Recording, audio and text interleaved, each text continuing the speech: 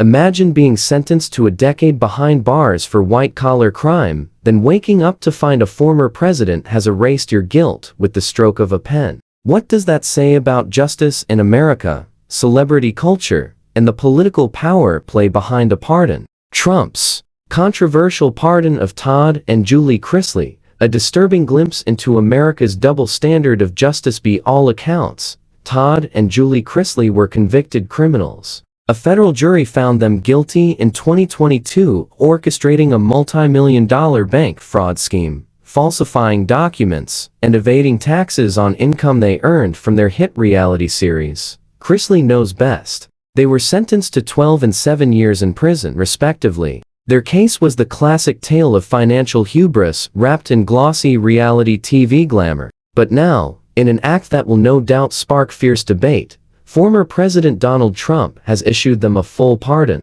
As a commentator watching this saga unfold, I have to ask, what message are we sending when celebrity criminals are absolved of wrongdoing not because they're innocent, not because of a miscarriage of justice, but because they have fame, influence, and the right friends in powerful places? The video that sparked a firestorm, the moment that set the internet ablaze, came in the form of a video posted by Trump communications advisor Margot Martin. In it, Trump is seen speaking to Savannah Chrisley, daughter of the convicted couple, telling her, "It's a terrible thing, but it's a great thing because your parents are going to be free and clean. I don't know them, but give them my regards and wish them a good life." The casual tone in Trump's voice, his complete disinterest in the specifics of the case, was staggering. Here was a man using one of the most serious powers of the presidency, as if he were handing out invitations to a country club gala. And what was the justification? According to Trump,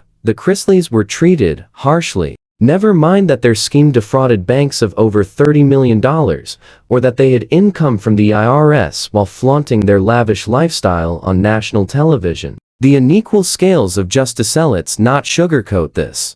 The Chrisleys are not victims of a broken system, they're benefactors of a biased one. Their crimes were not minor. They manipulated financial documents, deceived banks, and avoided taxes the average American pays with every paycheck. Contrast that with the thousands of nonviolent offenders, particularly people of color, who continue to serve lengthy sentences for far less egregious crimes. Where are their pardons? Where are the cameras capturing their phone calls with powerful allies?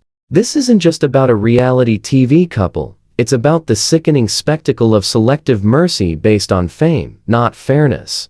A pattern, not an exception. This isn't Trump's first celebrity pardon. Throughout his time in office and beyond, he's developed a clear taste for pardoning public figures, be it political allies like Roger Stone, controversial sheriffs like Joe Arpaio, or celebrities who maintain his brand of loyalty. It's not a legal decision, it's a loyalty reward system. The Chrisleys never publicly endorsed Trump, but their daughter Savannah had been in touch with his team for months. Back in February, their lawyer hinted Trump was seriously considering a pardon. And now, here we are. This isn't criminal justice, it's show business.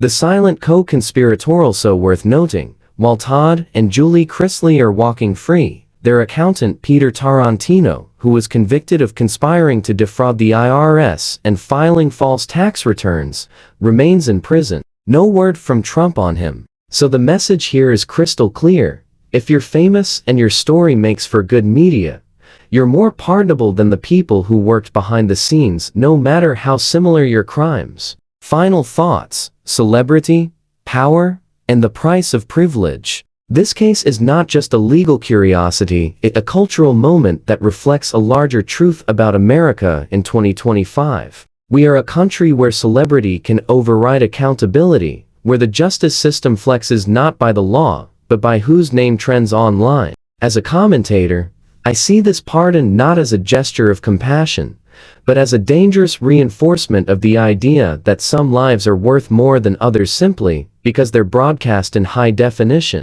And until that changes, the phrase, equal justice under law, will remain little more than a hollow promise. Because in today's America, it seems the biggest crime isn't fraud, it's being ordinary.